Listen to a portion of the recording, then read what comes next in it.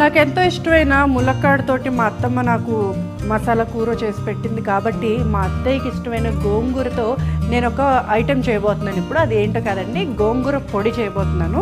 అంటే గోంగూర కారపొడి చేయబోతున్నాను. చాలా ఈజీ. మరి గోంగూర కారపొడికి కావాల్సిన పదార్థాలు: ఎండబెట్టిన గోంగూర, వెల్లుల్లిపాయలు, పచ్చిశనగపప్పు, మినప్పప్పు, ఎండుమిరపకాయలు, జీలకర్ర, ధనియాలు, చింతపండు, కల్లుప్పు. చూసారు కదండి, ఈ ఇంగ్రీడియంట్స్ అన్నీ కూడా మన కిచెన్లో ఉండేవే. కాకపోతే గోంగూర అన్నది మనం కొంచెం పని మనం చేయక తప్పదు. బాగా ఆకులన్నీ ఒలుచుకొని ఎండలో, మంచి ఎండలో పెట్టుకుంటే ఒక 1 or 2 డేస్లో ఎండిపోతుంది. లేదు అది ఎండిపోతే ఇలా కలర్ ఫేడ్ అయిపోతుంది అనుకున్న వాళ్ళు నీడలో ఒక 3-4 డేస్ వరకు ఆరబెట్టుకుంటే ఆ గ్రీనిష్ అన్నది అలాగే ఉంటుంది. సో నేనైతే ముందుగా ఎండబెట్టేసుకొని పెట్టుకున్నాను. ఇప్పుడు మనం ఏం చేద్దామంటే, సో ఈ కారపొడులన్నీ మనకి నిలువ ఉండాలి కదండి, అప్పటికప్పుడు తినేయాలంటే అవ్వదు. పచ్చళ్ళు అంటే తొందరగా అయిపోతాయి, కానీ కారపొడులు మనకి టిఫిన్స్లోకి తింటాం, రైస్లోకి తింటాం, ఈవినింగ్ ఏమన్నా పునుకులు లాంటివి వేసుకుంటే వాటి మీద కూడా కొంచెం చల్లుకొని తింటాం. కాబట్టి మనకు ఒక 15 డేస్ కానీ 1 month కానీ నిలువ ఉండాలి అంటే ఈ ఆయిల్ లాంటివి ఏమీ వాడకుండా మనం చక్కగా డ్రై రోస్ట్ చేసుకోవాలి. పాన్ కూడా వేడెక్కిపోయిందండి. ఇప్పుడు ఇందులో నేను ఏం చేస్తున్నానంటే, ఒక అరకప్పు పచ్చెనగపప్పు వేస్తున్నాను. అలానే ఒక పెద్ద కప్పు తీసుకుని అందులో అరకప్పు వేయకండి, అంటే మన ఇంట్లో ఉన్న గిన్నె బట్టి, మనం చేసుకునే క్వాంటిటీని బట్టి మనం వేసుకోవాలి. మేము ఇంట్లో ఉండేది 4 కాబట్టి మాకు సరిపోతుంది కొంచెం. సో ఈ పప్పు బాగా అంటే వేగిన తర్వాత ఒకలాంటి షైన్ వస్తాయి, ఒకలాంటి వాసన వస్తుంటుంది. అవే మెయిన్. ఈ పొడులు కానీ ఏదన్నా కూడా వాసన బాగా వస్తుంది అన్న, లేదా రుచికరంగా ఉంది అన్న కాస్త వేడి తగిలితేనే బాగుంటుందండి. పచ్చిగా చేసుకుంటే పచ్చిగా ఉంటుంది. సో పొడులు అంటే ఖచ్చితంగా ధనియాలు వాడతాం, అంటే కొన్నిట్లో వాడతాం కొన్నిట్లో వాడడం. బట్ మనకి గోంగూరలో మాత్రం ధనియాలు వాడతాం. ఒక అరకప్పు ధనియాలు. అంటే మనకి సెలెక్ట్ చేసుకునే ఆకుకూరని బట్టి, లేకపోతే పల్లీలని చేసుకుంటాం, పుట్నాలని చేసుకుంటాం, అన్ని పొడులు చేసుకుంటాం కదా, మనం చేసుకున్న దాన్ని బట్టి ధనియాలు అన్నది వాడాలి. ప్రతి దాంట్లో ధనియాలు వాడకూడదు. జీలకర్ర 1 స్పూన్ చాలు, ఎక్కువ వస్తుంది లేదు.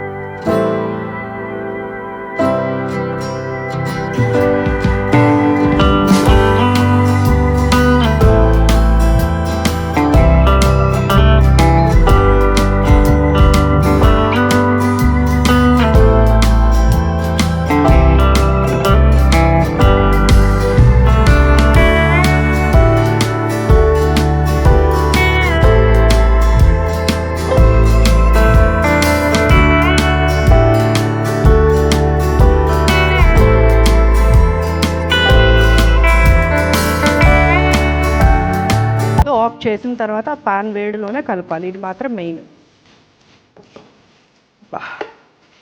ఆ వేడి తగిలితే చాలండి, ఆకుకూరకి మంచి గుమగుమలు ఆడిపోతూ ఉంటుంది.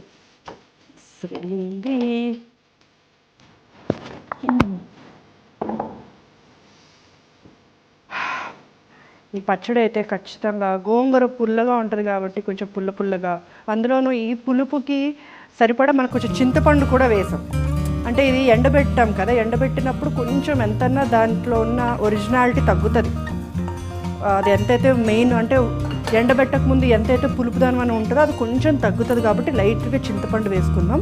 మరీ పుల్లగా ఉండకూడదు, అది కొంచెం బ్యాలెన్స్డ్గా ఉండాలి. కాబట్టి పచ్చిశనగపప్పు అలాగే మినపప్పు వేసుకుందాం. పొడులు దంచుకునేటప్పుడు కల్లుప్పు వేసుకున్నట్టయితే చాలా త్వరగా నలుగుతుందని మా అత్తమ్మ చెప్పింది. సో ముందు నేనైతే కొంచెం కల్లుప్పు వేస్తున్నాను, తర్వాత సరిపోయిందో లేదో చూసుకొని వేసుకుందాం.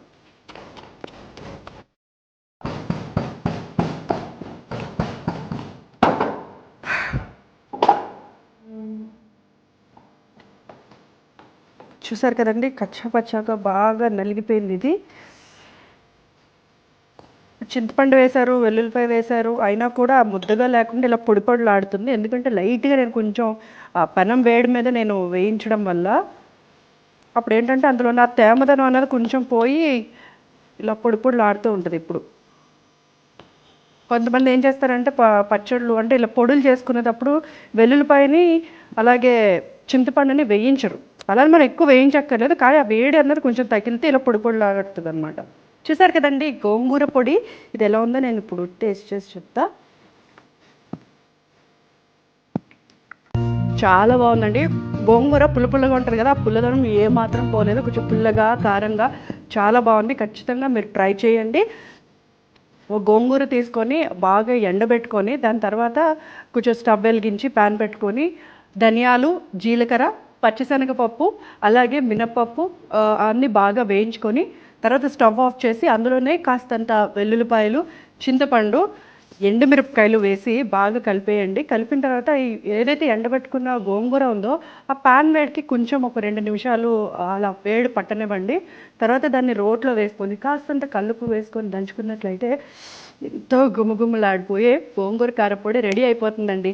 చక్కగా మరి పులుపులుగా ఇష్టపడే వాళ్ళైతే చాలా చక్కగా ఎంజాయ్ చేస్తారు. ఏ మాత్రం ఆలస్యం చేయకుండా మీరు కూడా ప్రిపేర్ చేసేసుకోండి.